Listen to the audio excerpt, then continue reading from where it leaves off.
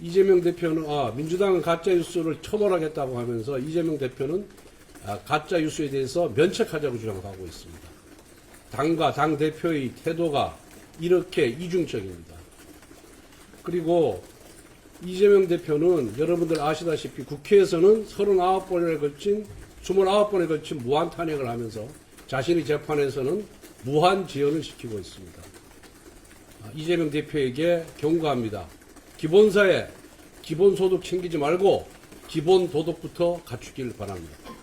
국민의힘에서 이재명 대표의 선거법 재판 관련해서 위헌법률 심판 제청에 재판 지연을 주장하고 있는 거가 있는데, 이는 명백하게 윤석열 탄핵 심판 수사 지연을 위한 물타기 지연 전략이다. 저희는 이렇게 규정하고요. 명백한 거짓 운동으로 보고 있습니다. 위헌 법률 심판 제청은 사법 시스템 내에서 피고인의 정당한 권리입니다. 그리고 재판부가 이를 받아들여야 재판이 중단되는 것이지 자동으로 중단되는 것이 아닙니다.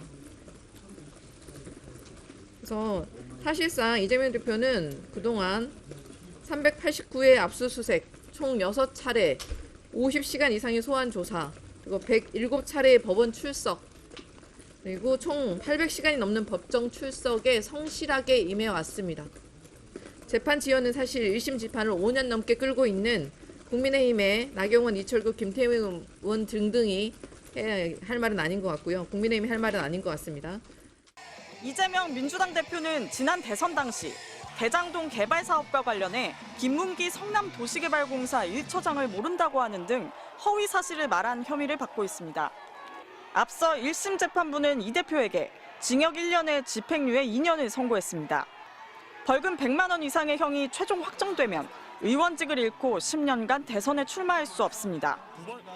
이 대표는 오늘 재판부에 위헌법률 심판 제청을 신청했습니다. 자신의 사건에 적용될 법률이 위헌인지 아닌지를 헌법재판소가 판단할 수 있도록 해달라고 요청한 겁니다. 이 대표 측은 공직선거법 250조 1항과 관련해 위헌을 주장했습니다. 해당 조항은 당선될 목적으로 후보자에게 유리하도록 신분, 직업, 경력 등에 관해 허위 사실을 공표하면 처벌하도록 규정하고 있습니다.